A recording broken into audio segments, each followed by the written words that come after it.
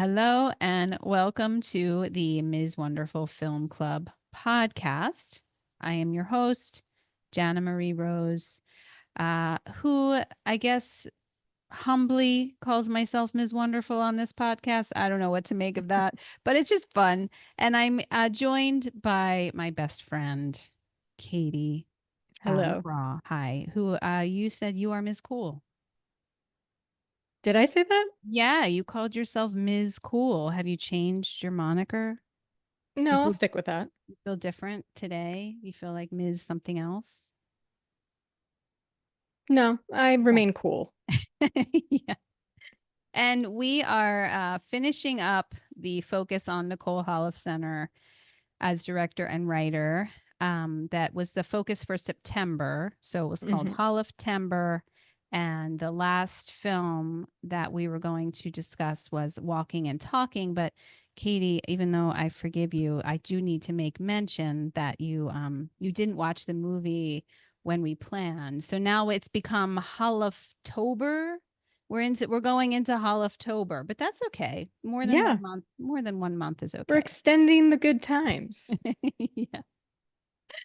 Um, so Nicole Holofcener, for anyone who is listening, is a writer and director who has done a number of films that are really focused around issues of friendship, topics of friendship. And there's these subtle tie-ins to other kinds of things that we grapple with in our lives, romance, marriage, breakups, divorce, um, money, issues about money and privilege and how much should we give to the poor, what kind of onus is on us in society for those sorts of things. But the approach to the films is much lighter. It's very tenderhearted, and it doesn't come down with any sort of heavy gavel about here's how life needs to be. I mean, that's not the kind of writer and director she is. So the thing that I find just uh, rejuvenating is the word I would use here Sure. about her films is just that I feel like it's a comfort, a space of comfort, a space of turning to something that is intelligent, Hmm. but it's also comforting because there's a lot of films, especially by male directors who are considered like the big deals of Yes. Hollywood that are just very hard hitting, heavy stuff. And I'm not trying to suggest that we shouldn't have films that have heavy stuff, Hmm. but I don't know. The ones I watch again and again, the films I watch again and again, the people I turn to are aware of the heavy stuff we deal with as a society, but they're bringing these like sparkles of joy and light Yeah. that make me laugh, make me think, and they remind me why I want to get up in the morning, right? Like that's or I want to go see a film. That's kind of what I look for and why I love this writer and director, Nicole Holofcener. I'm Mhm. curious if you have any thoughts about what I just said about, some of the heavy hitting movies about really intense topics by male directors versus the kind of heartwarming, intelligent, Jane Austen-ish ones that we're watching from Nicole Holofcener. Jane Right. Austen in LA. Now that would be a fun. Ooh, I have an idea already. I'm gonna save it for later. Jane Austen in LA. That would be a fun little Sure. as a film. But Isn't go ahead. this in New York though? Yeah. I'm just Okay. saying. I think Jane Austen in LA would be more fun than seeing Jane Austen in New York. But she could go to both She places. can go anywhere. You can go anywhere. Jane Austen is She's like the allowed. originator of the rom-com. She's allowed. Yeah. I love her. I know you do love your Jane I Austen. do. I do. And She was never I my know, not your favorite. fave, She's but smart, but like to read, I don't know. I feel like I have to go back and I visit think her. you need fresh eyes because Yeah. truly she is the touchstone for rom-coms. And when you look at when you Yeah. read it, watch one of the movies, like one of the good adaptations. So like Sense and Sensibility with Emma Thompson and Kate Winslet. Great. Okay. Great adaptation by Emma Thompson. I believe she won the Oscar for that. She's great. And I mean, all-star cast. And it's just perfect. It's A Perfect Formula. and I haven't seen it. You've never seen that I one? know, I have not. And that's from the 90s, late 90s era of our youth, I would have thought. Well, you had your Jane Austen club in college. You all went to the Jane Austen class. It was like, I think it was a Saturday morning. Do you remember this? No, All not a right. Saturday morning class. All right, maybe I would just hear about it on Saturday Maybe. morning at breakfast. We would sit there and it would all be about the Jane Austen class. And I just felt a little left out, but also rebellious, like F Jane Austen. Like, I don't need to go to Yeah. that class. But you all loved her. Because it's just, she's great. But we What, won't what, get what into that. is it? What, but don't you think she's Okay. a little hoity toity? A little bit. I'm not saying Nicole Holofcener is. I'm saying more that the right, what Jane Austen was doing was making some sort of commentaries on society. But Yeah. and so I'm just drawing a parallel in modern I day. would But say, I mean, I don't think Jane Austen's being hoity-toity. She's just writing about what she knows and what she sees. So it's just society at a probably mid-level, maybe even lower mid-level based on the times. What I think, and she's very sharp and like literally sharp-tongued and just sharp wit. Uh, but it doesn't always come off that way maybe when you're reading it, especially by today's standards. If you're not, you have to know the tone. That's why sometimes it plays better, I guess, in film because there's yeah. the tones there, the inflection, like you just get a lot more from it, I think. Yeah. Although I still love the books. I still will I always just think put she the feels, text. and I know this is a tangent because I'm still going to come back to this male director question, but there's a Okay. coldness. There's a coldness, don't you think, to Jane Austen? So the Brontes to me are very warm. When I read their work, there's passion and warmth. And Jane Mm. Austen is more removed. I don't know, she just feels kind of removed.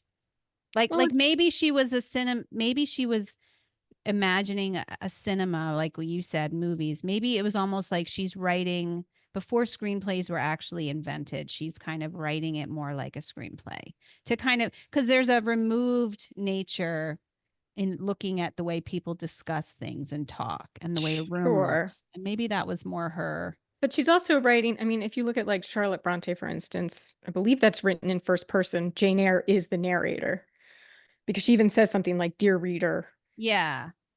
But Jane Austen is Third third person. person, I think I think almost all her novels are, if not. Yeah. Okay. So there's that removal and Maybe that's it.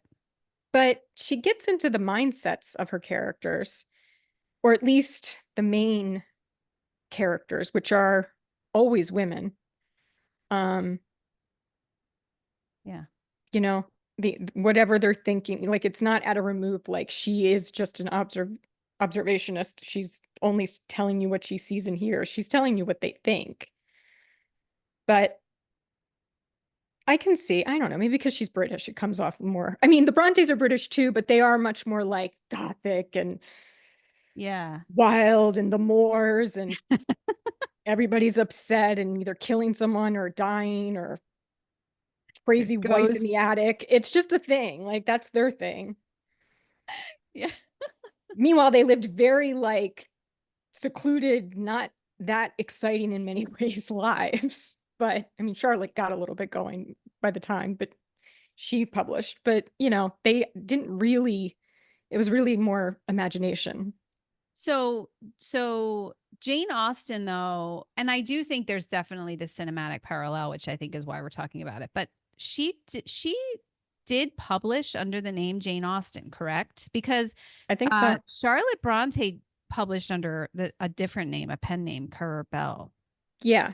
The sisters all did pen names, Emily, Charlotte, and Anne, Yeah. where it was like Bell was the last name and then they used different Yeah. first names. I don't know. At some point, I think Charlotte Bronte must have published under her actual name Later, maybe. because she gained fame and she did like some book tours, I think.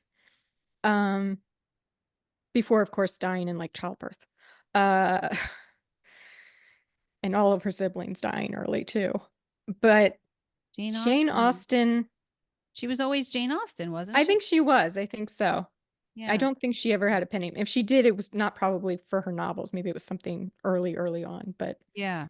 she was always writing all the time.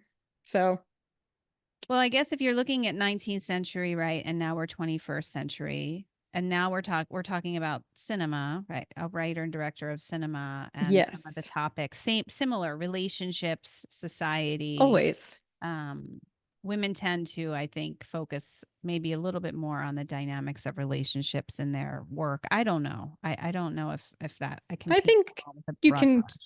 yeah, broad brush it. Like, I Yeah. think so. And I think with Nicole Holofcener's work, as we've seen so far, she is very much like, it's like these the inner workings of these intimate relationships in these rooms within this, s- small society, but is in the larger area of, in this case as well, New York, Hmm. which is a big city. But when you're watching this movie, and like when we were watching some of the other movies, it feels very small. Like there are street scenes, for instance, quite a few, but it never feels like it's crowded New York. Right. It's very almost like just this small town because you're just seeing the characters and then a few extras here and there, but mostly it's focused on the 2 to 4 characters at most, I feel like, in a scene that are Yeah. actually talking. It's never that many conversations happening at once or overlapping. It's pretty much always like a one-on-one situation. Yeah, yeah. And the therapist piece. Let me come back to this topic where the what they're talking about, and definitely this therapy plays a big role in it in the Hmm. movie. The comparison of some of the what's considered more prominent in terms of filmmakers. Like there it's very male, right? I mean, like we can acknowledge that. And I'm Hmm. wondering why do you think that still is in the 21st century that the people like when I look at the movies that are coming out in my neighborhood and the theaters I like to go to, it's so rarely someone who's not a white male Sure. who's behind the movie itself. Right. um and so, we're referencing the 19th century women writers, and there were so few of them. Plenty of women would have had the talent and the creativity to write Oh, great yeah. stuff. So what is I don't know, what do you make of that at this era? Like what's going on that we don't have more women putting out films that have the celebration level that, a Martin Scorsese or whoever else, Paul Thomas Anderson or Hmm. Steven Spielberg. I just feel like he's not really gendered to me. He's just like a human being. But but He's just everywhere. he's not doing anything particularly male. He's just very story oriented. I love that guy. Um, you know what I mean?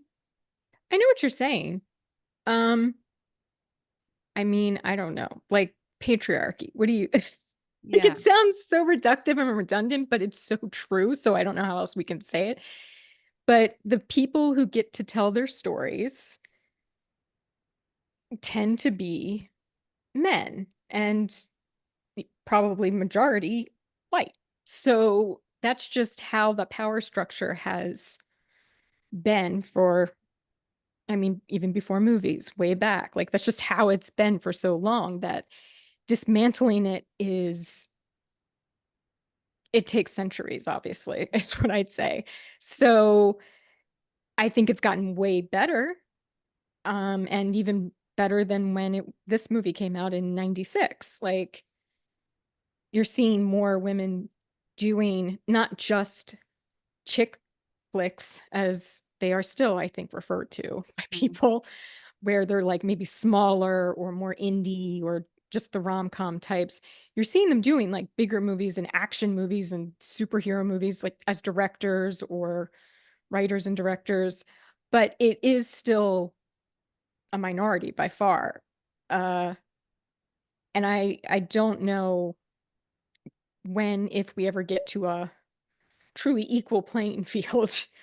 Um, but I do think, I'm trying to think with this director and writer, Mm-hmm.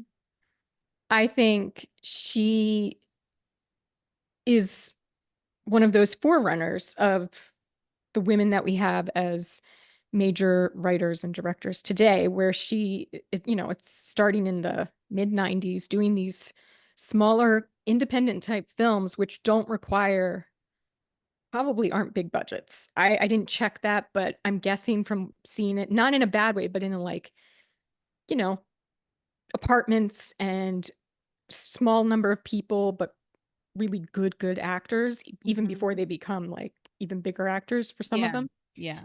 that she's finding a way to get a foot in the door by telling these stories that are smaller and therefore aren't getting as much attention and therefore aren't hitting that 18 to 35 male audience, which is Yeah. always the all important, especially I would say, 25, 30 years ago. It's like the key audience for measuring success. Mm-hmm. And these kinds of movies don't get that kind of attention usually. Um, but I think they are stepping stones to where you see the women today that are in the business. But it's just it's like small steps with anything. Yeah. It's small Yeah. steps. So this is like, but I think with Nicole Holofcener, I just want to say Nicole, I guess, because I'm worried I'm saying the last name wrong. You're Um, not. You're not. But yeah, why not call her Nicole? I mean, she seems like Look, with friendly Nikki, enough. she's I won't say Nikki. That's a little too familiar. Um, I think, well, now I forgot what I was going to say because I was so concentrating on the name.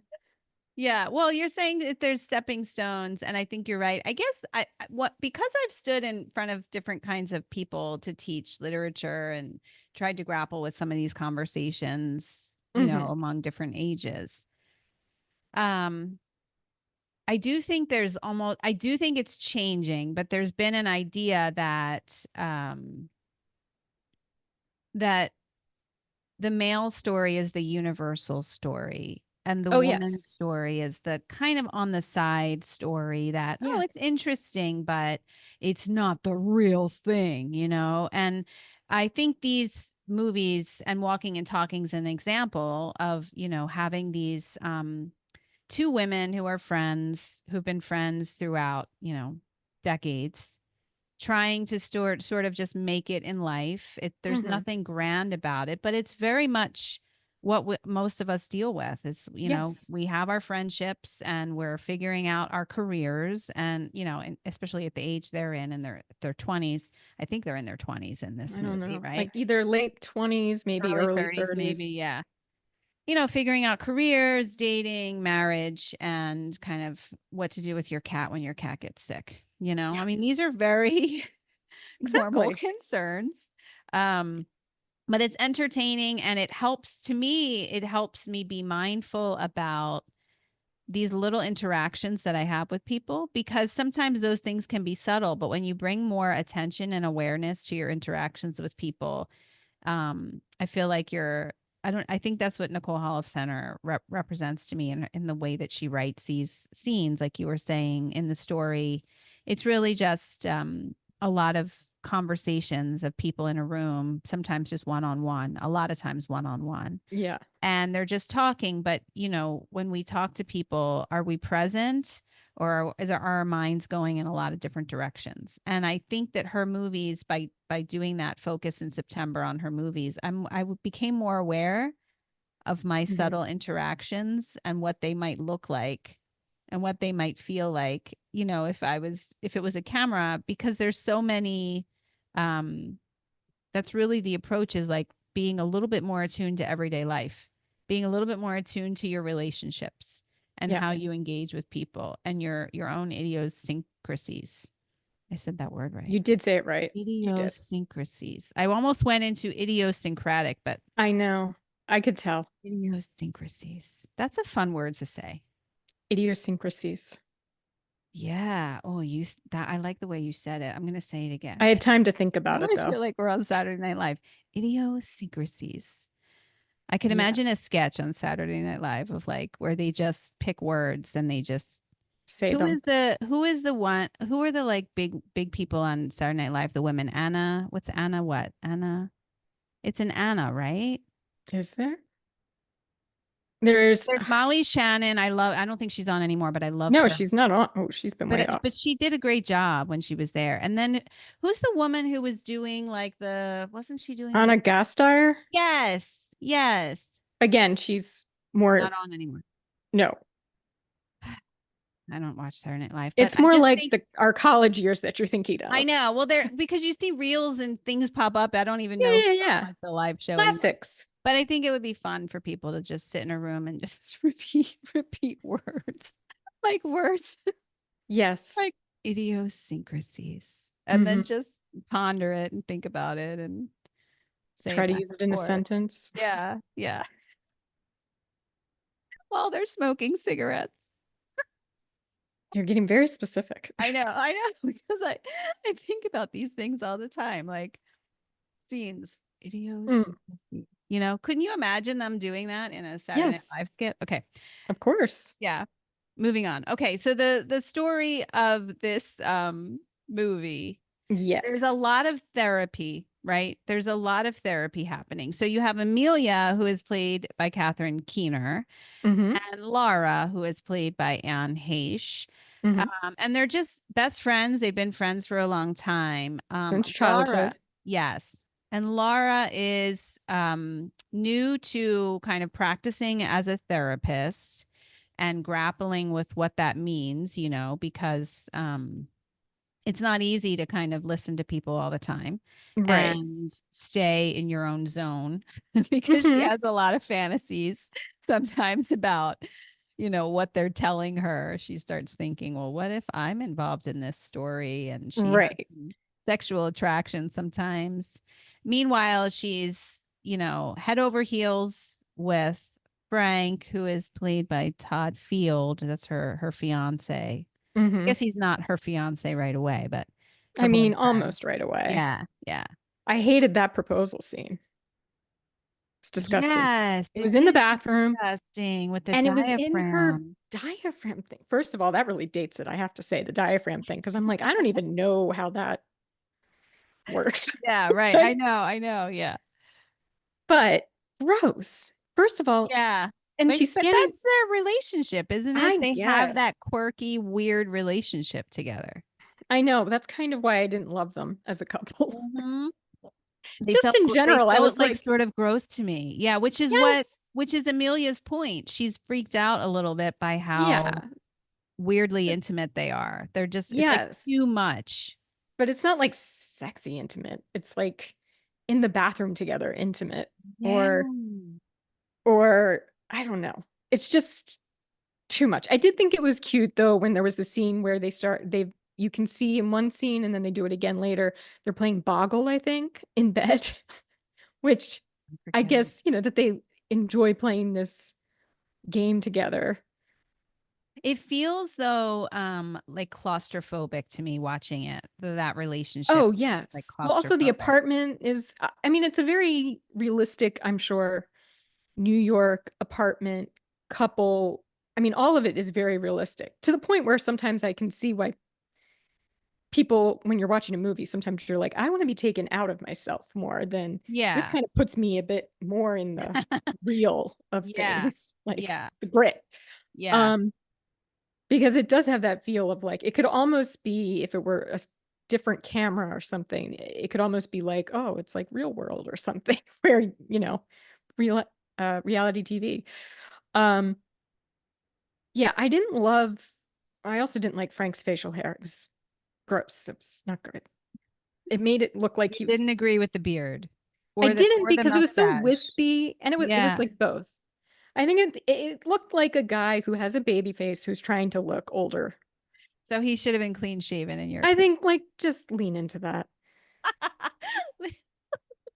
Yeah, it would have been You know? interesting. I wonder what the conversation was behind the Yeah, if making he of that just came character. like If that he's like, I'd or really like to try a beard, or if that was the direction, like you need to have a beard, you need to have a mustache. yeah. I don't know. I don't know, but I didn't love it. Just not my cup of tea. It's a little George Michael, but like not quite getting there, right? Yeah, He has a right. little bit, it's a little bit of that look, A but little, George but Michael could pull off the beard in the. sure. Mhm. But yeah, that's George Michael. I don't know.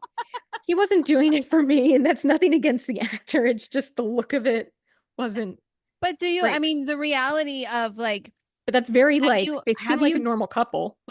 yeah, have you known people who, so I feel for Amelia in the story, like she's the one I connect with more, because Yeah, she has this best friend and she's freaked out by how much her best friend is constantly with the boyfriend. And it's a different era for them because she's right. still single, figuring it out. She's still friends with her ex-boyfriend, Andrew. Which is Um, unhealthy to a lot of degrees.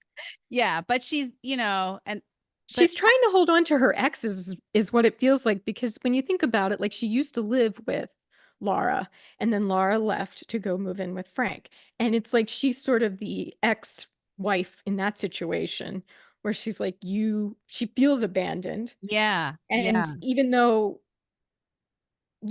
so in some parts, in some instances, I can understand why Laura and others might get annoyed with Amelia because it would be like, I love you and I can understand you need me and you're feeling lonely. Like that's all valid, but it is also like you got to do your own thing too. Like I can't be everything for you. I can't not have my own relationship. And yeah, things but do have to shift. They cannot yeah, stay on this level of intimacy that we once were at. And it's yeah. sad, but it is kind of like that's what has to happen. It's not, Yeah, it I can't get stay that. the I feel same. like I'm like more Amelia and you're more like Laura, but your relationship with your husband is nothing like that icky relationship in Oh the no, movie. well, certainly But not the like I diaphragm in the felt like bathroom. if we were transported back into the 90s and we had a different, we were a little older in our like in the 90s because we were Yeah. young. We were still teenagers in the 90s, but I Yes, we feel were. like I can see myself as more like the like uptight, upset, like lonely Mm-hmm. brunette as I'm wearing my brunette wig for in honor of, the Nicole Holofcener brunettes.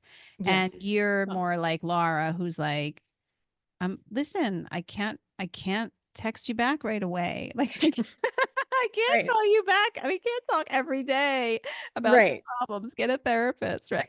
Yeah. That's not what you say to me, but you know what I mean? Like I It's could not. sort of But almost, yes. I mean, I feel like I probably would have felt more Amelia-esque in my youth yeah. in the like unattached, oh, my friends have significant others and they are going out and like, feeling that kind of push pull. So I feel more of a kinship, I think, with Amelia.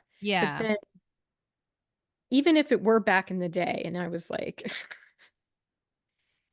unattached me in the 90s, uh I would still not probably be as clingy as she is. Yeah. And so I mean, I don't know if it's obsessed, but like just she really doesn't want things to change. And I respect that because I also do not love change. But I think I would still be a little bit more emotionally mature than she seems to be, Yeah. especially for the age she is. Um, because she really is like holding on to it's not like she shouldn't hold on to her friend and that they still need to have regular contact because it turns out, both of them end up feeling lonely because they're not as attached at the hip as they once were. Yeah. And it doesn't matter that Laura has a fiance because it's not the same. And I think that's kind of like the real romance story in this movie is between Amelia and Laura. And I think even when you see the end with the wedding, because it does finally happen that Mhm. she's about to walk down the aisle, but you see her about to walk down the aisle with Amelia, Mhm. and then it's the closing scene. You don't see her walking down the aisle and then getting to Frank, or some other scene where they're in the reception. You see only the two of them arm in arm. I think they were arm in arm. I can't remember now, but they're side by side, about to go down the aisle together. And I think that's kind of like, that's the happily ever after there, because no matter what, they are still going to be together. It's just the shifting dynamics of how a friendship, particularly a female friendship, Mhm. um, how they play out when Yeah. new life changes happen.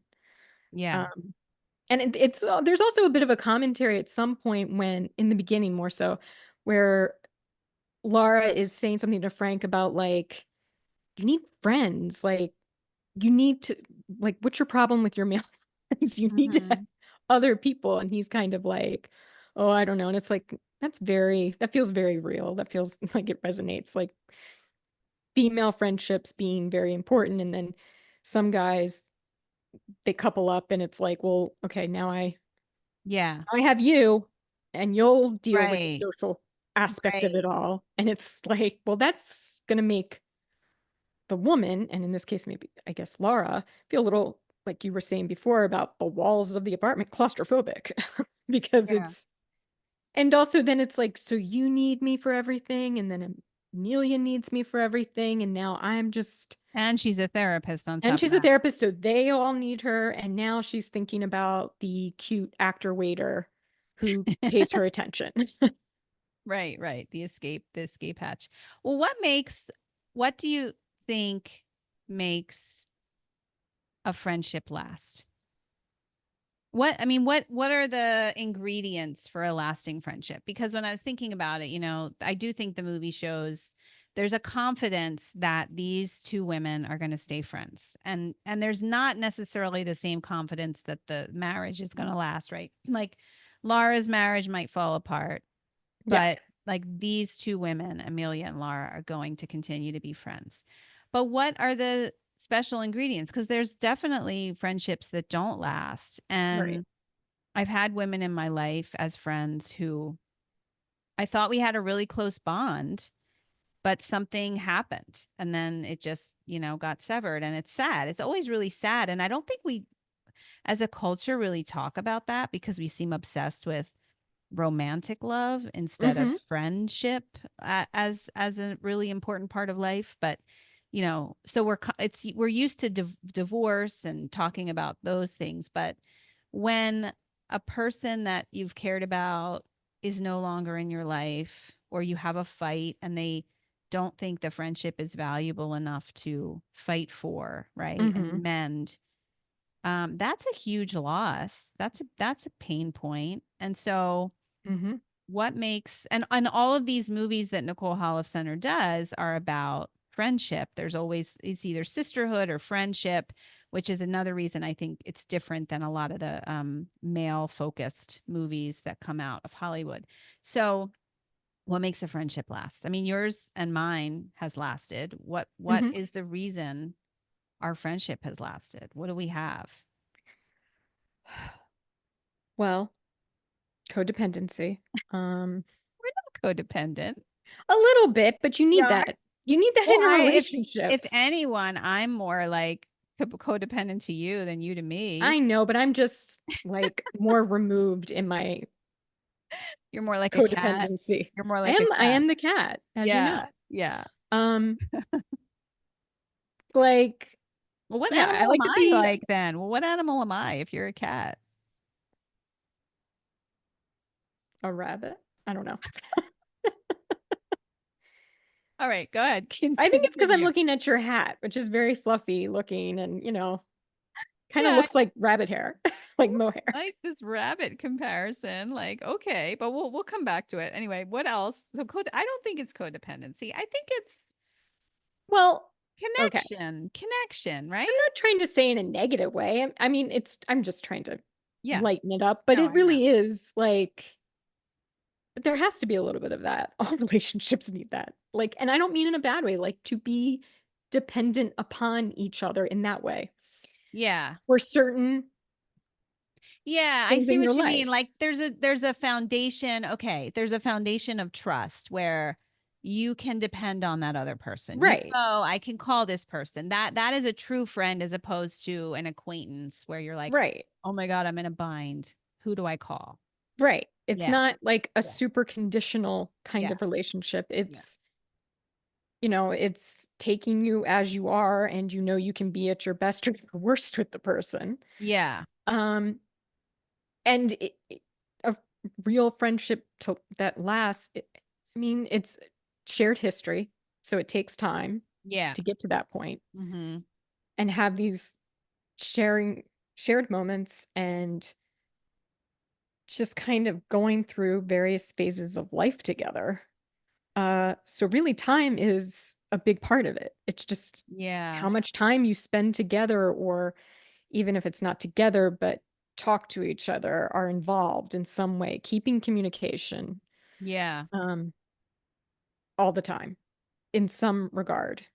Yeah. So I think that's I mean, it really is like the key to any relationship is communication, but it's Yeah. true. If you're not Yeah. talking or communicating in some type of way, then there's no real structure there for the relationship. It's not gonna be able to stand against the various winds of change. Yeah, and not and I guess healthy communication where you can be heard. You're both Yes. heard by the Active other person. listening Yeah. and empathy on both sides and being Yeah. able to disagree, Yeah. but in a healthy way so that you can still feel like you have enough trust in your relationship and in the other person that, hey, we can argue or be upset about something, but I know that I can come back to you and we can move past it. Yeah, you're like a You're true not walking on friend. eggshells. Yeah, there's not like a grudge thing happening or a revenge thing happening because I do think that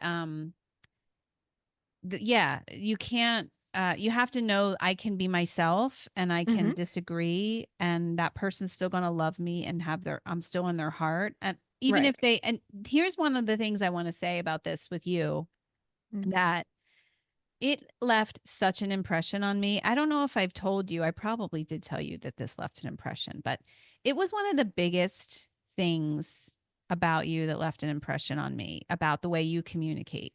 So we were in college and you know, we all have our own upbringing, but saying what you said in this moment is something that was never said in my upbringing that I thought could never be uttered really. And it wasn't until you said it that I realized that. So we had Oh this god.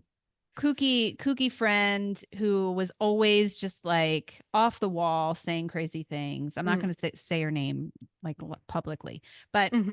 she was always a dramatic storm waiting to happen. Yes. And she said something to you one day, and this was our freshman year, I'm pretty sure. And you just said, that really hurts. And I just remember being like, oh my God, you just I said that said, to her? yeah, you said that Okay. really I vaguely hurts. remember. Yeah. And I was like, you just told this person that they hurt you. I didn't know that you could Say say that? that out loud to somebody because my modus operandi at the time, what I had learned, the kind of fighter spirit, you know, tough girl thing that I'd grown up with was you just give it right back to them, right? So someone Right. does something mean or says something mean and you just find the witty quip that you give them right back. And then it's Yeah. all about winning how witty you are in the Mhm. quip, right? How vicious you can be, how tough you can be. That's very Philly. Um, Yeah.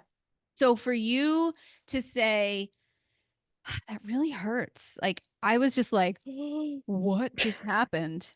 And it just stuck out to me for so long because it I don't know, it just Yeah. It took me years to be able to tell someone that they hurt my feelings. It took me so long before because I wasn't in relationships at that era of my life. I mean, other than, with you, that I could be authentic like that and say Hmm. that hurts, because it was all about guarding oneself.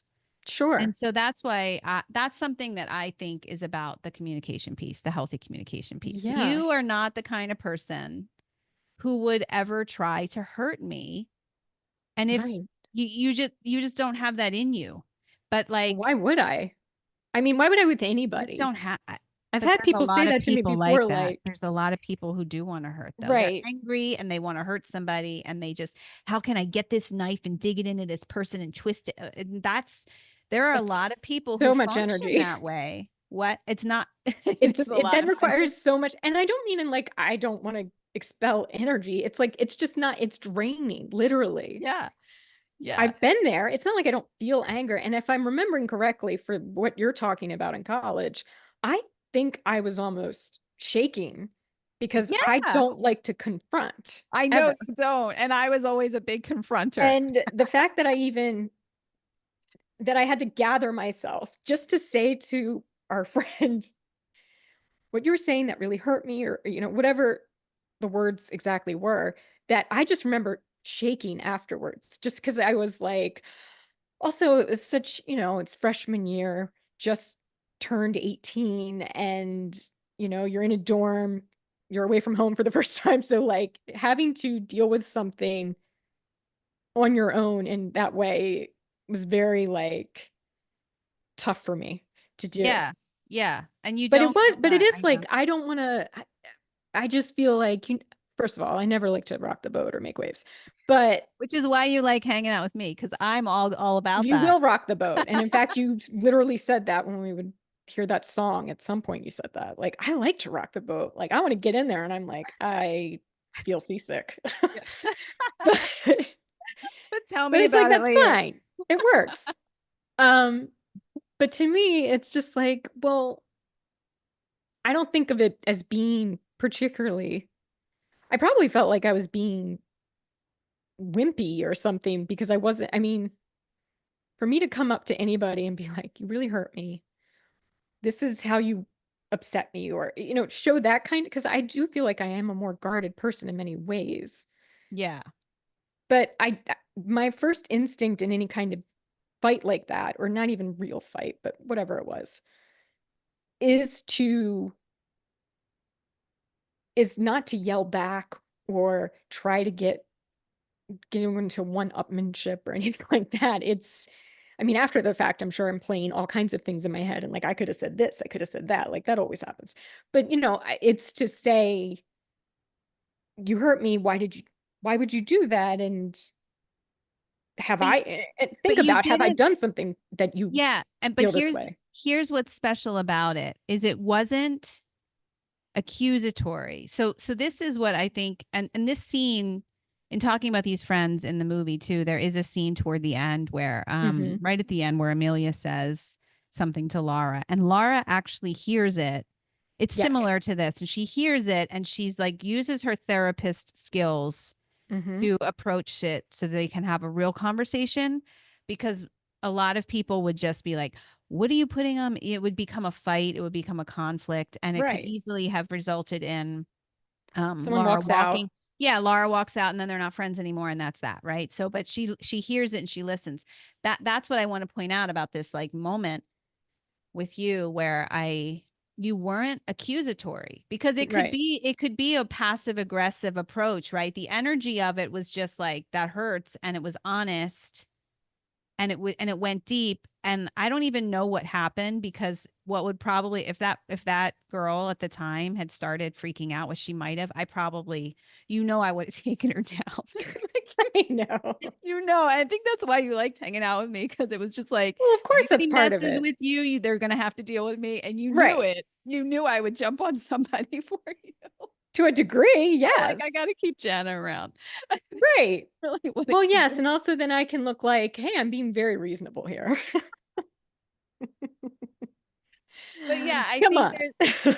it's easy to, yeah, it's easy to be accusatory to someone or hold a Or grudge lash or out, or yeah. redirect it and be like, it's your fault. But yours wasn't like that.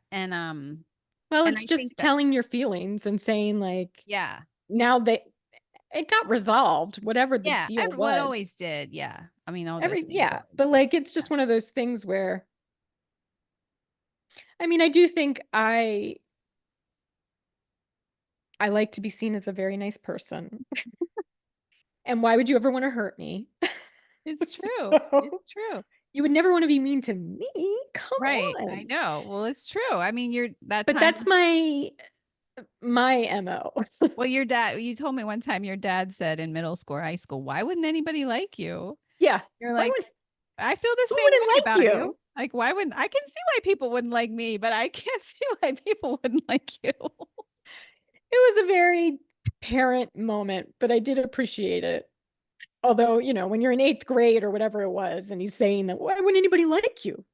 I can't understand that. It's just like, I don't True know, Dad. though, Sometimes because people aren't going to like you. Okay. They think you're um annoying or something. so the last thing I just wanted to mention with like talking about feelings and communication, the therapy aspect of this movie is really big. Um Yes. I mean, because Amelia's in therapy and then yes. Laura is becoming a therapist. And Amelia's therapist is kind of funny because he just kind of does a lot of this nodding Right. when But you're he watching seems it, like he's out to get her a I bit. know he doesn't. Yeah, I didn't feel really like this is a good fit for her in terms of a therapist. No, because he's also like bitter at her breaking up with him. Like, Yeah, and then he just is right like, away, oh, he's like, "Oh, I already have a slot filled. I can't take you back." Once she decides, she's having the therapy and she's like, "I want to wind it down." And you can see she's all hesitant. And he's kind of like, "Well, okay, if you think so." So then when she comes back and is like, "Everything's falling apart. My friend's getting married. My ex is my friend, but I don't know." Like she's just losing and her cat is sick and all of that. So she's like, "I need to just keep going more than ever." And he's just like, "Sorry. I you said you weren't coming back, so so I then don't she's have any slots abandoned by her available." therapist. Yeah, Well, so what but it's like he's like an ex-boyfriend or something. yeah, yeah. Instead But of being a then therapist, it's like, did you really fill the time slot already between last week and this week? I mean, come I on. guess he's a hot commodity, wants her to know, listen, I people can't, like yeah, I me. can only do so much. I'm sorry. You're missing out. Like that's what it feels like. Well, and the last movie in 2023, You Hurt My Feelings, were also written and directed by Nicole Holofcener. So these are both like movies that have a lot of therapy in them and the Mm, idea of therapy. And I know you're a big believer in therapy. And of and course. I know in college I wrote a play and it was like a woman and a therapist. So there's this dynamic that we have in our culture about therapy and therapists, and Laura is struggling with that because she has these male clients and Yeah, she's, a sexual woman and she's thinking about them. So I don't know. I mean, therapy I think can be really, really helpful if you have the right of relationship or the course. right fit, but there's a lot that are not the right fit, right? Because Of it's about course. how people interact and relate. And somebody has to be really neutral. I think it can be really liberating because someone's neutral. They don't have a vested interest in anybody else or taking sides, Right.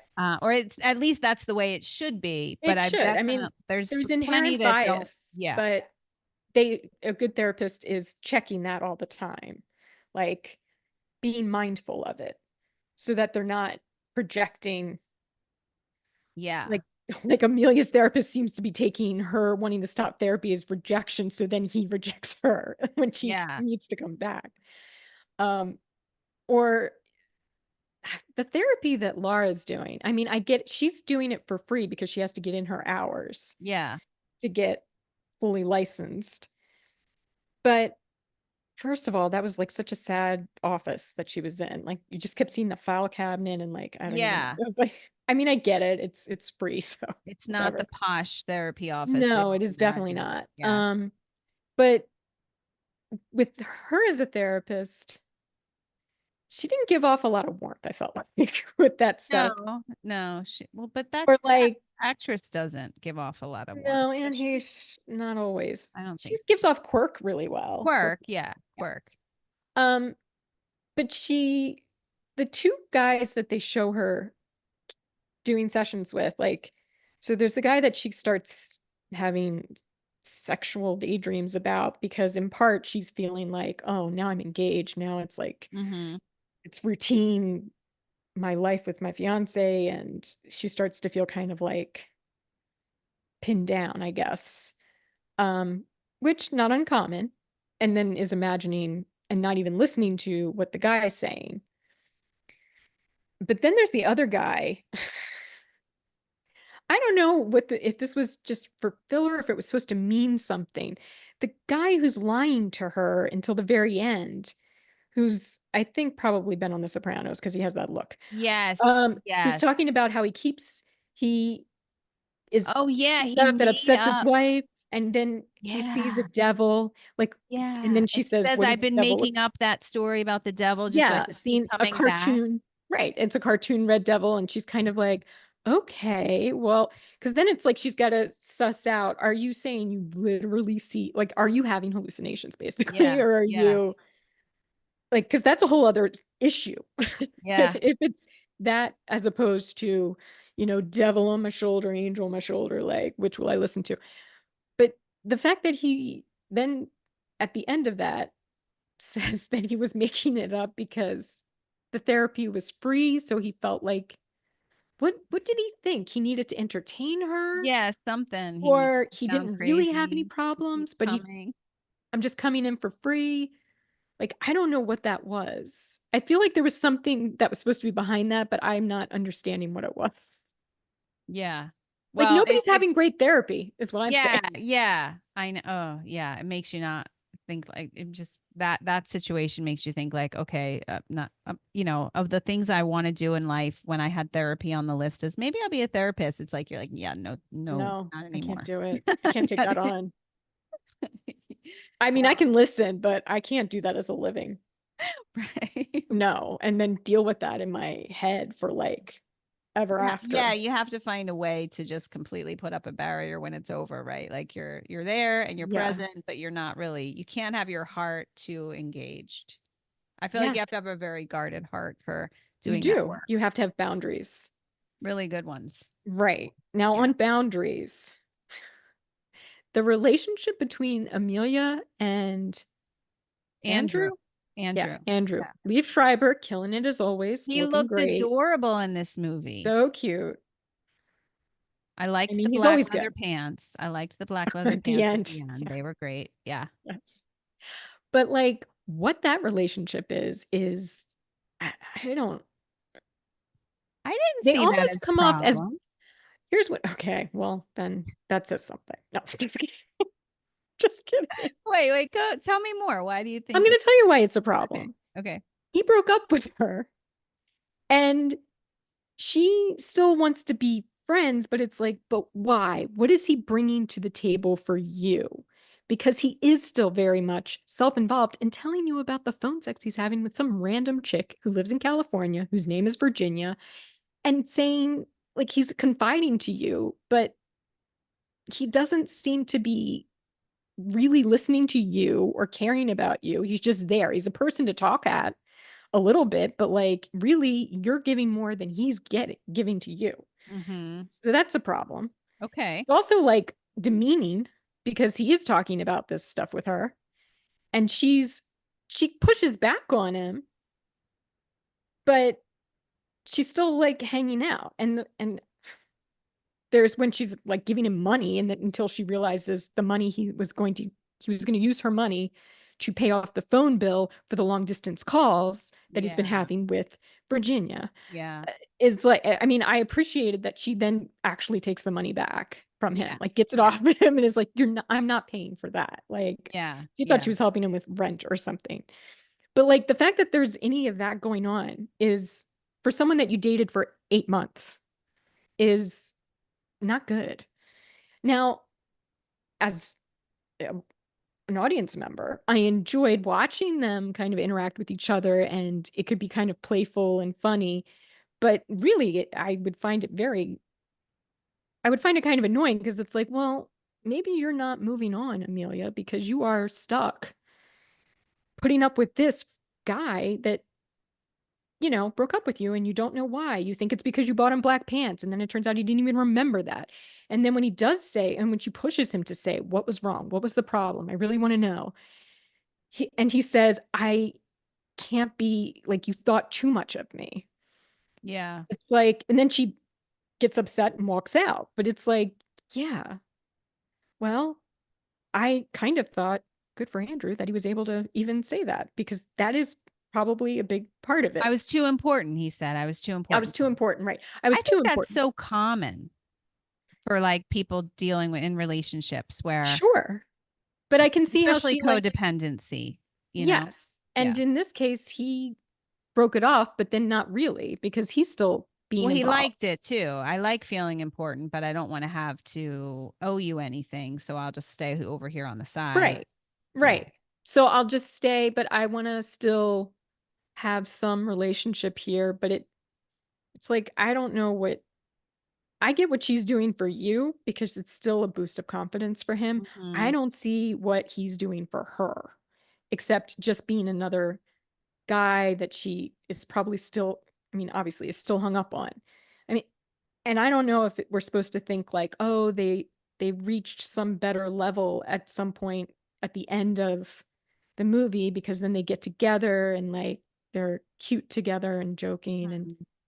like maybe now they're back on. But if the movie were to play out further than that, I would say they're not going to work out because, Yeah. I mean, he's ridiculous. He's cute. And it's nice that Right. he I finally think is that's willing to what it sit is. down It's with his slim. father and mom and like be a part of their lives. But like, come on, that's not enough. I think for her, it's tantalizing. It's slim pickings because it's like Yeah. ugly guy at the video store or this guy, right? Like there's not really, this was before dating apps, not that dating apps would help. But Right. I think she's just like, I, Tossing around for the devil, somebody. to use the quote, the devil, right? Like so Right. she knows them and he's not a devil. I mean, he's not that bad, No, but he's fine. maybe it's just like, But it's I don't know. like, I think a lot of how, people settle. of course. But with that, because it's not even settling. It's not a relationship anymore in that way that she wanted it to be. It's like, I get you want to hang on to something or someone, and you really liked this person or maybe loved, but is that person like holding you up and keeping that friendship going is helpful, or is that person just holding you back because you're not really trying to put yourself out there Yeah. or be open to other possible men, because you Yeah. have this like fallback which is like not even really Yeah. necessarily there for you. Well, and you are good with like you're good at these I like sensibilities in terms of like women and men and dating because I think you have a sense of like where the appropriate boundary is. And in college with Felicity, you always picked Noel and I picked Ben and you knew better because Noel was clearly better than Well, Ben. he put in the effort and thought about Yeah. it. And When I watched Felicity years later again, because we both had our opinions, and then later yes, after I had kids and I was watching Felicity all the time again, because I love that show, I yeah. was just like, Katie was so right. Like Noel's obviously the better choice. He was always the better choice. But Ben was the broken, like Ugh. achy Project. project. And Felicity liked there's a lot of women who fall for that, right? Oh, you're like broken, it's hurting, and I'm going to come in and like give you joy or something. Right. And I And feel absolute it's like a sunshine on me savior when you look thing. at me. Yeah.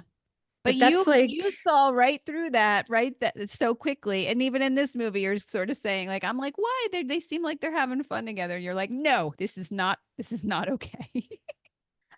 I mean, Like, all continue to right. do what you want to do. You're an adult, but don't come crying to me, is how I would be feeling when you're like, oh, but I still don't have him. And I'm still having like these feelings with so and so. It's like, well, why are you putting yourself through this? No, He's going to I take, think take, you're take spot on. until He just did his little muscle thing at the gym, and then he takes his shirt off and he puts on the black pants, and you're like, oh, okay, that's whatever. enough. Yeah. And to But you're me, like, it's it's like, not. you're worth Yeah. more than that. Well, I think that's awesome. I think that's awesome. I think Amelia would love to hear that. Well, I feel like she gets told it, but it's hard for her to really like Yeah. understand. And it doesn't go into too much backstory. So we never completely get what the deal is. The thing with the video store guy, Oh, yeah. Bill, Yeah. first of all, I don't think he's ugly. He's got, I think he's sexy, actually. I think he I has think like a he's got, sexiness. yeah. Yeah. I think, yeah, he's got like nerdy He's glasses and like, the longer yeah. hair isn't great. Like, if you could clean that up. Also, I've seen the actor in other things, so Right, right. I know Yeah. how he looks. Right. But he's playing ugly guy. That's what But she even then, said. it's like, I mean, why would you even be saying that? Just say video store guy. Like, I don't understand. Also, he She's just, mean. she is. And then she starts to kind of go for him because he does have like a way of, he's really paying attention to her and He's really paying like, attention, and you know what else? He likes what he likes. Like, he's not he's not going to shy playing a away from it. game. Yeah, he's like, I Right. like horror movies. I like this, I like this kind of Yeah, stuff. yeah, And you're either on board or you're not, but he's kind of like, I like, it's like, and he's just looking at her like, I like you, like just up yeah, front. And that is also quite intoxicating, I would think. And it kind of is for her because then they start to yeah. kiss and then they have sex. And it's like, obviously, it was a good time. But then that answering machine, which thank God we don't have out loud answering machines I anymore, know, right? where Laura is saying, "Oh, you can't still be out You with ugly, ugly guy. ugly Oh, guy." so horrifying. But I don't love, like, I thought that relationship was going to have some more play in some way instead of it being, first of all, he deletes the message, which I don't like that. Don't Yeah, be don't touch deleting my people's answering messages. machine. Yeah, don't Yeah, do that. That's weird. yeah. And just walking out and not saying anything, I don't like that I either. think that makes sense, though. You just realize that this person you just put all your heart and like body with, like, is really Sure. talking bad about I you see behind your walking out back. initially, the not saying anything for 2 weeks is annoying, especially when he like sees that. I mean, he does see that she's following him at one point, right? She like hurriedly hides behind a potted plant, but she's not Yeah. hiding really well on the sidewalk. Well, don't you think saying nothing's better than saying something? Because if he were to, I mean, maybe he I think thought, I I would can't say feel, anything kind. I'm just going to stay quiet now because I she think to hurt me. say at least, I heard your answering machine because it's Well, not he an did invasion of privacy. eventually. He did Yes, but it's eventually. still, I mean, they're both wrong, in my opinion. Because if Okay. I heard something like that, I think I would, especially if I'd just been intimate with the person. I don't know if I would be able to say anything. I It don't think would I'd take say it me in the time. moment, but I do think It would there take would be me some time. comment where I would say, like, yeah, I heard your machine. I certainly wouldn't have But deleted the he message. did. He did say it to her. It all came I out know it just when she took was long. buying the pornography videos, Oh, was right? that what Or she was renting. getting? She's like getting for Andrew. She got Again, getting first Andrew. that. Forcing herself to deal with the video store guy that she's trying to avoid, but kind of doesn't want to because she really does want answers. And they're both, I mean, he is more the victim than she is, obviously. Um, and but I thought there was going to be more to it, I especially when he thought it was so was good. quickly like, He was just nice to her, but he did it well once it got approached. yeah, And I, I respected that he was just kind of like kind of no harm, no foul. Like yeah, yeah, that's how we're going to be. yeah, But I thought maybe there was going to be more to it. I thought maybe he was going to be like underdog love interest. And the fact that he right away is like, yeah, it's fine. I got back together with my girlfriend. Like that seemed like, oh, are you just saying that? Are you just making this up? Like off the fly, like you get caught out. So you're like, well, it doesn't matter anyway, because I got back together with my ex. So it's all great now. Yeah. Like we're doing really, really well. Like it just seems very made up sounding in the moment. yeah. So But I she kind of gets back thought from, together with Andrew, so it seems like a lot of people get back with their exes.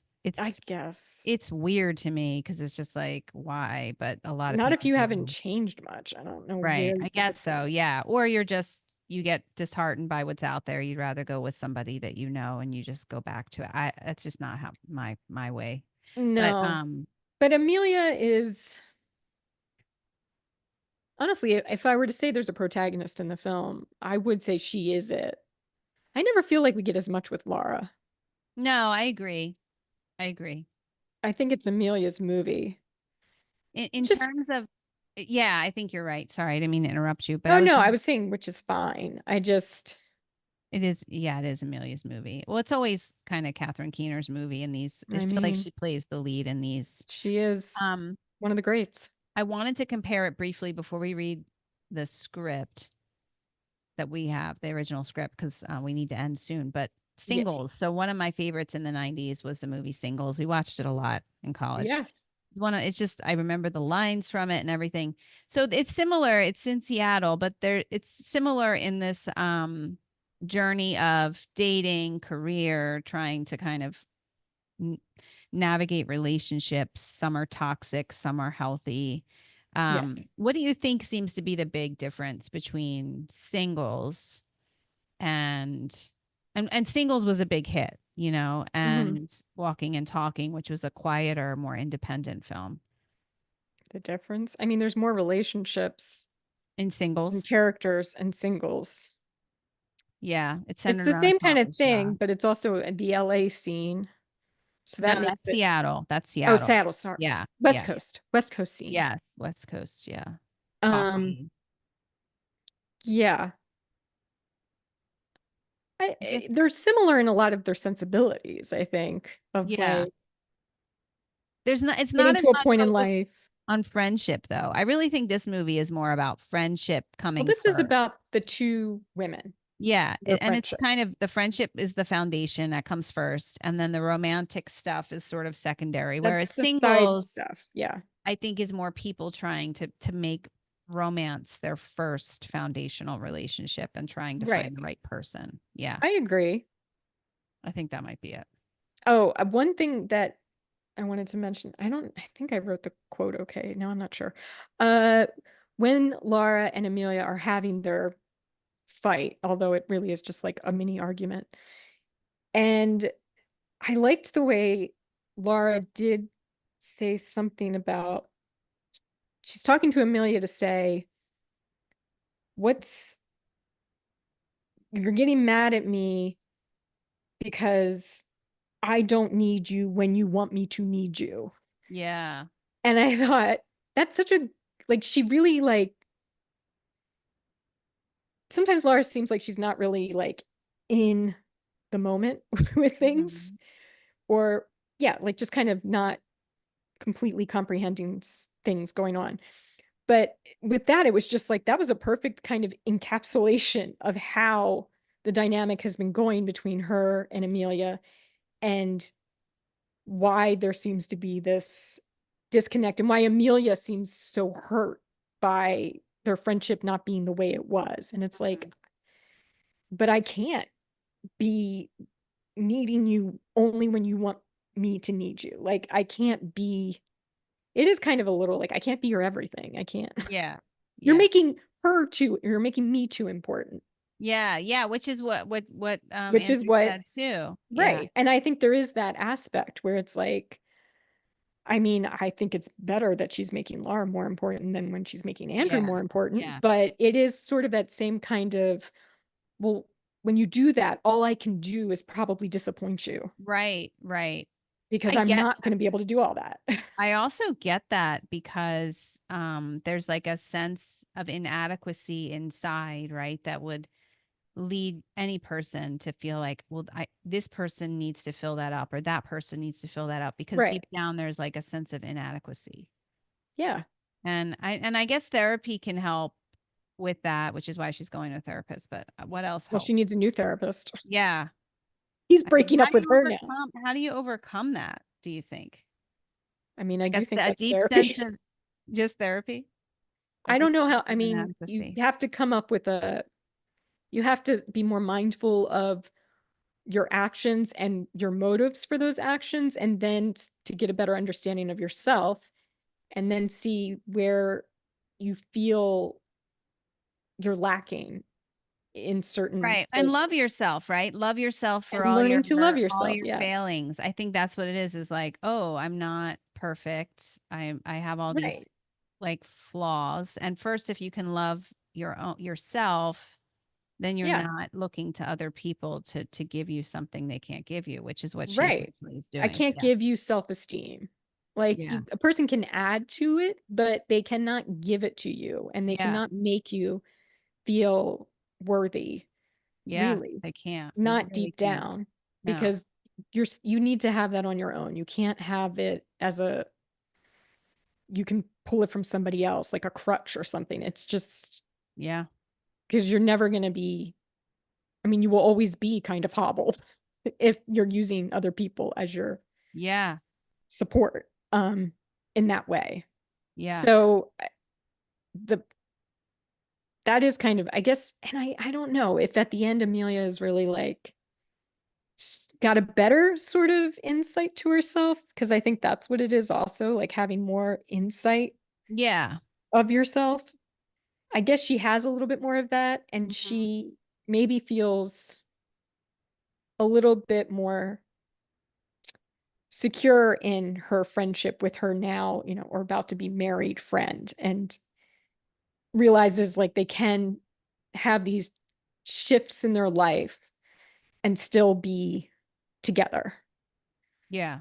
Whereas it seems like maybe before it was sort of an immature, like even though they'd been together and close for so long, there was a certain level of immaturity in that, like, well, now if he's taking up all your time, then we can't be friends, like you can only have Yeah. one. I was And like that as a teenager, I think. I did. I mean, I'm probably still a little bit like that. I don't like when women put and prioritize a man's interests. And I'm talking about heterosexual relationships. of A course, lot of women will just prioritize anything the man they're dating of wants. And he course. comes first in every situation. And I just don't think that's healthy. No, I find So that I still get really annoying. annoyed with that. Yeah. Cause it's like you can't go out to dinner. You can't like hang out with You your gotta friends, ask, you talk on the gotta do phone. right. Yeah. Now there is a time and a place, especially once you're in like a real relationship and it's not someone that you just like had 2 dates with, where you're like, I have to balance Yeah. because Oh, I and do that's owe yeah. something.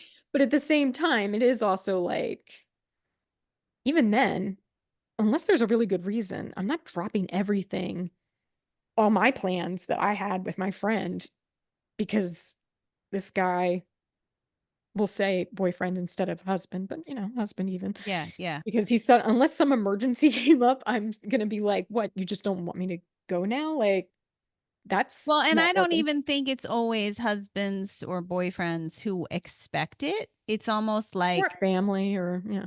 well, no, but I mean, like sometimes women just do it. They just prioritize that Right. over anything else. It's not that he's asking for that, right? Right. It A just woman, feels like it's implicit to the yeah, woman, maybe. yeah. Yeah. Well, I don't feel And that way, I don't so get that. Yeah, I know. That's why it's probably another reason why our friendship has lasted because you're your own person, you well, know?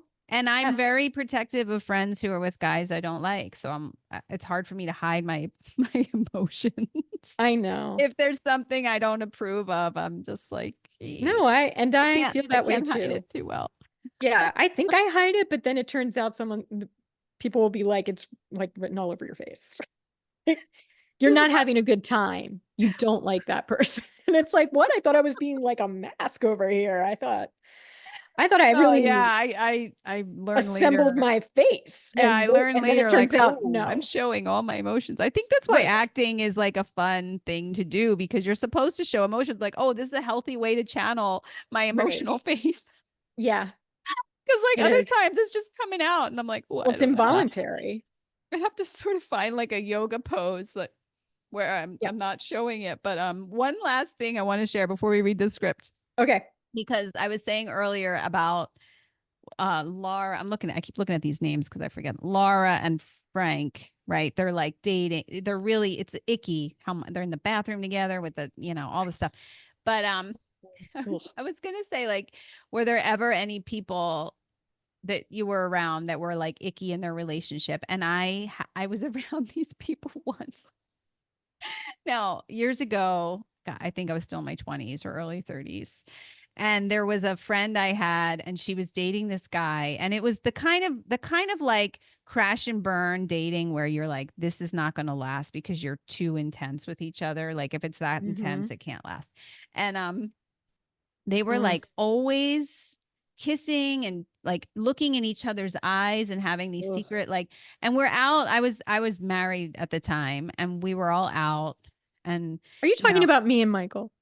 Just no, kidding. no, We no, are no, opposite. no. I know, I know. Yeah, you are. um, no, it was so I was, No, I get it. married, and then the guy I was married to did not like my outspokenness very much. He wasn't a fan of it. He wasn't a Right. fan of me saying what I thought. You were more appreciative, but you also were like, but this Well, is, but you sometimes were we need always, to hold it was back. entertaining. So you were, and I'm, Yeah, I'm much calmer than I used to be about my I know. outspokenness. I am. But these, so this woman who I knew and really liked and cared about was with this guy. And it was a touchy feely across the, and we're at dinner. And I said at one point, like, do you realize that we're still here too? Like like we're all sitting here, and like as you're talking, we're also watching you. Like, do you realize that, right? Like I said something. Instead of just being like more playful and being like, hey guys, get a room. No, I was just annoyed by that point because it was like all night, and it was Right, like the right. gazing into each other's eye. It was just so ick. And the guy dropped her like a nothing, flew off to Spain. I mean, he thought nothing of her. He was just like playing around. So I mean, I was right in what I was saying, and I have this habit of saying what I think, uh, maybe too At the often, moment you think it. maybe too often. So, but like the guy I was married to was just like, you cannot say that to people. Why can't I say it like this? I'm a friend. I'm your friend. I've known you longer than this guy, and you're ignoring me so that you can smooch him in front of me at a cheesesteak place. Like, stop. Just And I agree with all of that. like, I'll we're co-sign here that. for cheesesteaks. We are not There's here to watch you kiss your boyfriend. there's no need for all Anyway, that PDA. that's like the Laura and Frank thing that reminded me. Like, I feel like they're kind Yes, of there like is that. that If they were element. at a cheesesteak restaurant in Philly, And they were like, oh, they'd be too icky. it I would don't be. like I don't like And I hanging don't out. trust it. I don't trust I it. don't trust it either. What are you And trying to? It's like you're putting on a show for us. yeah, Why? it's like when Because you're someone puts not stuff on stable. Facebook or Instagram or whatever, where they're like, oh, to my so and so, you are the shining star, and blah, blah, blah. It's like, what is this performance? I think this is a little laying it on a little thick. Like, why? And Yeah. I get that everybody has their own love languages, and PDA, public displays of affection, are not as much my bag.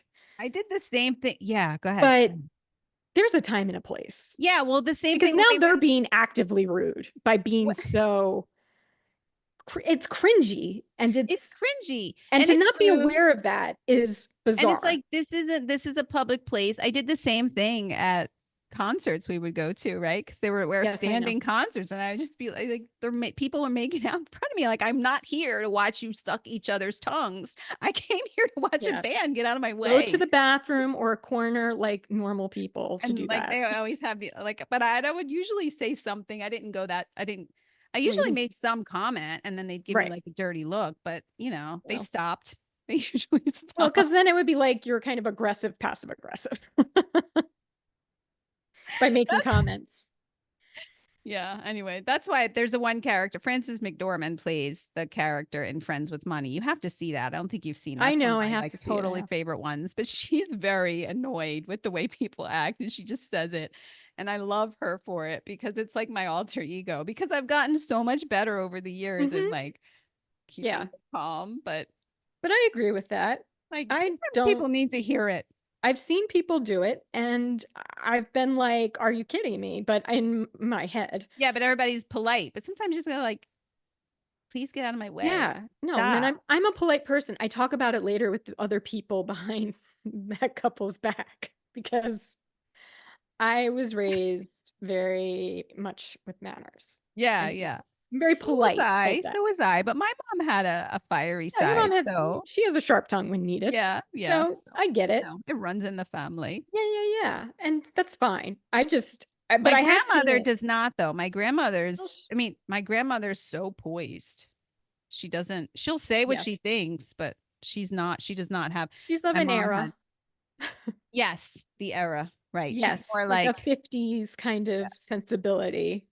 she's like the queen, and then my mom is like the duchess, like, the duchess. It's not as hot, and Right. then I don't know. I'm imagining a new kind of chessboard with all women figures. Okay, we have to read the script now because we're running Okay.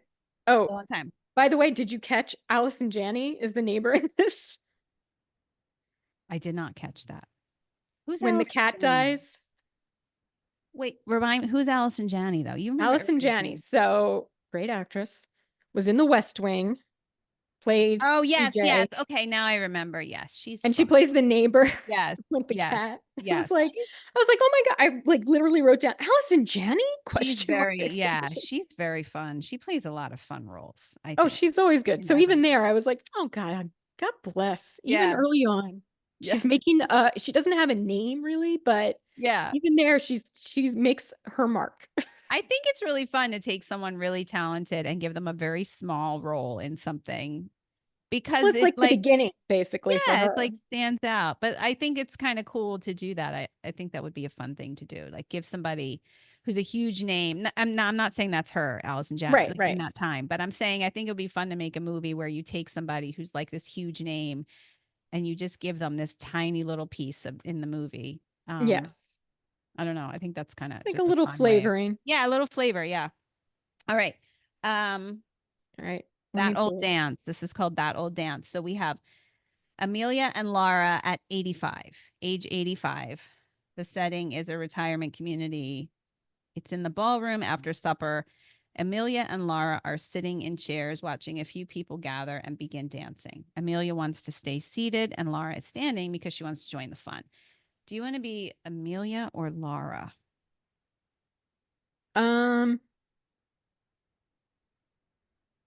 I I don't think know. you should test yourself, not even to challenge yourself and be Amelia. I feel like you should challenge yourself and be Amelia in this one. Oh, you think Amelia's the challenge For for you, me? yeah, for you, because you're more like the Laura in general, but I feel like this would, Interesting. it, I was feeling Amelia, so oh, okay. cool. Okay, good, good. Okay. So you're Amelia. Okay. So let's start. Okay, hold Got on. it. Got the script, but I need to move this over here. And So you then have to act a little old here. 85, we're not ageist, but we have to kind of have an I older, get it. yeah. I What have to year? be This would be like elderly. many year, this is in the 20 whatevers. Like this is Oh, don't say it because that'll like make me 60 feel weird. years after the 90s would be like the 2040s or something. It's upsetting to think about. 2050s. I know, it's scary. I don't like it. Okay. All right. I can't believe we're in this retirement. Oh, excuse me. What did you do, burp? No, my microphone fell. I had to catch it. Remember, you're kind of an older Okay. All person. right. Yeah. Okay. So you're not going to talk too fast. I can't believe we're in this retirement home and they expect us to dance to Tina Turner. What else would they expect us to dance to? Do you have a better idea? I don't know. I like Howard Melvin in the Blue Notes. Some Otis Redding, maybe. Yeah, that's fine. But let's just stop talking and dance. I see a cute guy over there for you. Which one? The one wearing the bow tie. Bow ties. Laura, I can't handle a man wearing a bow tie at my age. Why not? This is what held you back all these years. It's why you stayed single so long. You're too picky. Oh, I'm picky? You had a fiance who put his mole in a box for you. Why shouldn't why shouldn't I be picky? I don't need anyone giving me moles.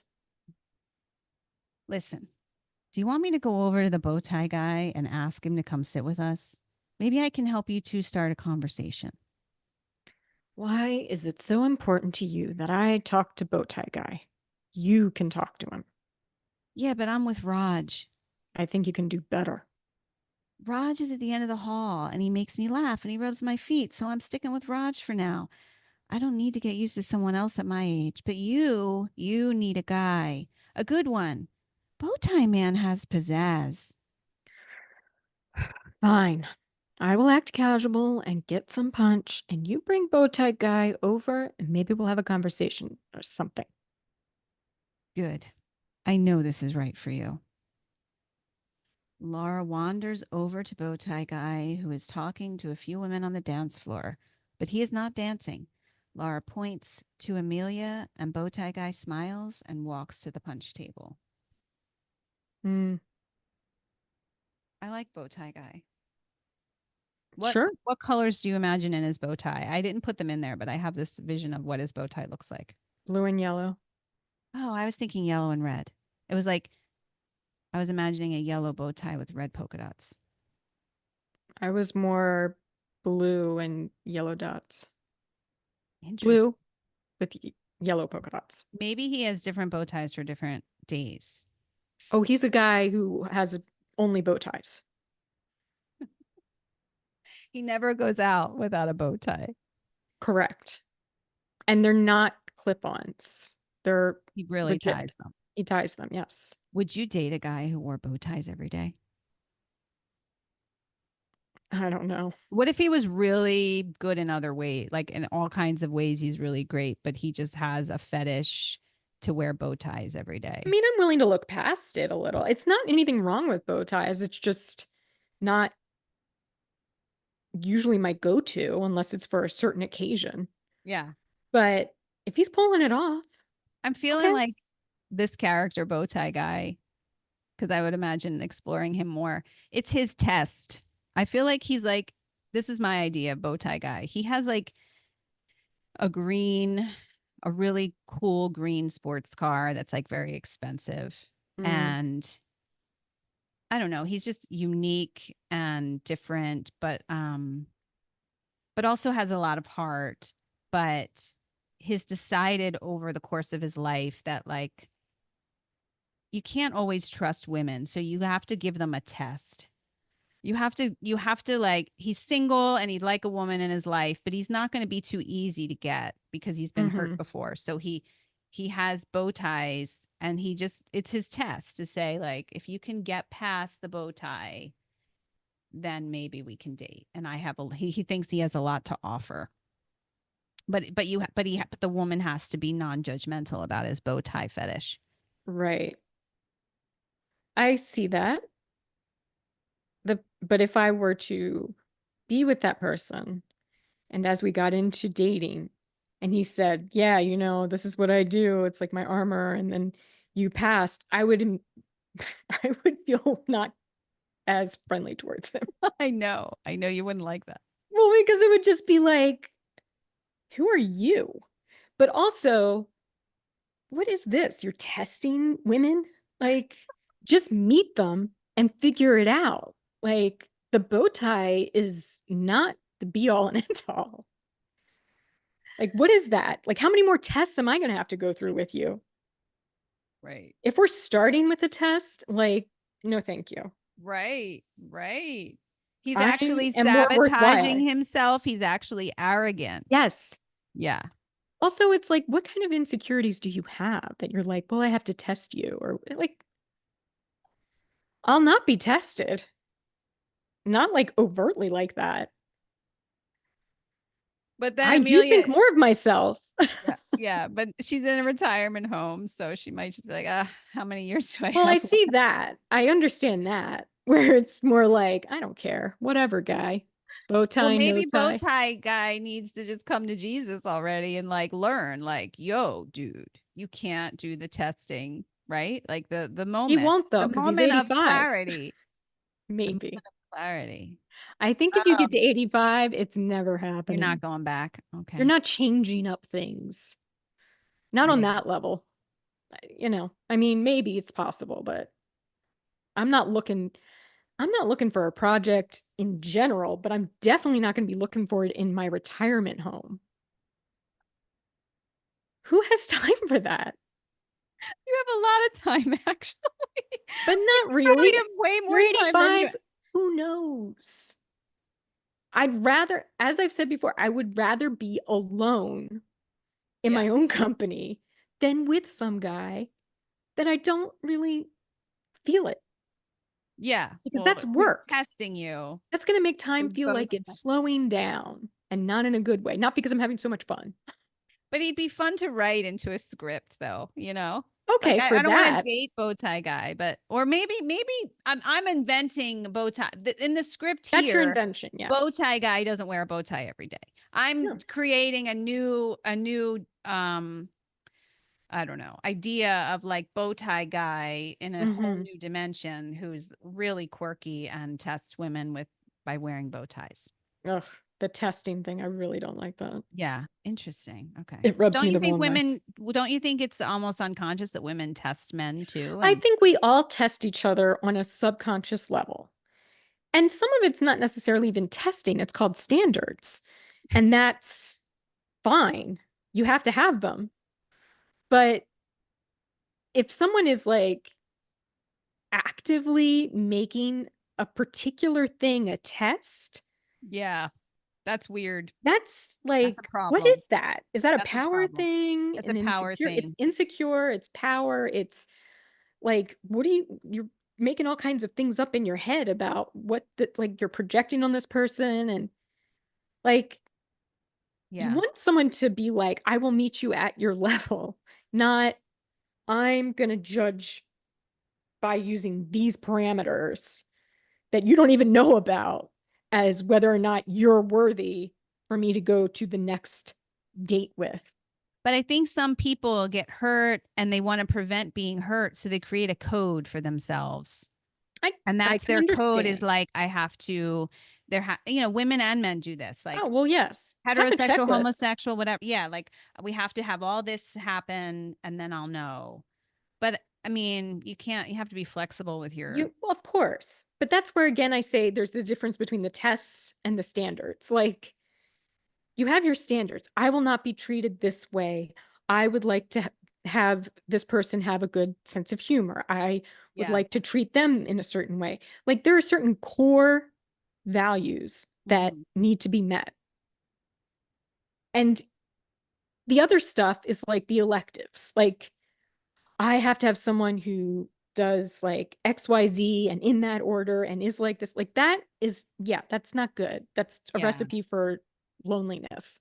Yeah. Being a little bit open to like, all right, that interest does not fully align with my interests, but you enjoy that. That's your thing. That's part of you. And I really like all these other things about you. So it's all good. We don't have to be one for one on everything. Hmm.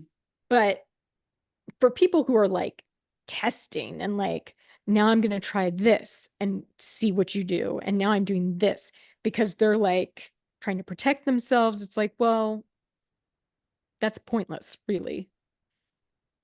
Yeah, Because I mean that really is what it is, right? It's a self-protection that actually keeps people away. keeps the, and so like you can feel less vulnerable, but like, okay, but that means low risk, low reward on that. But Like, let me ask this question now, second, and then I know we have to wrap up. If you're say you're famous or something, right? mm-hmm, Say you're really well known, but people don't know the real you because the image of you isn't always, sure. people make assumptions about you. They maybe don't know who you really are face to face. And so in that regard, would someone try to test? Or would they just observe?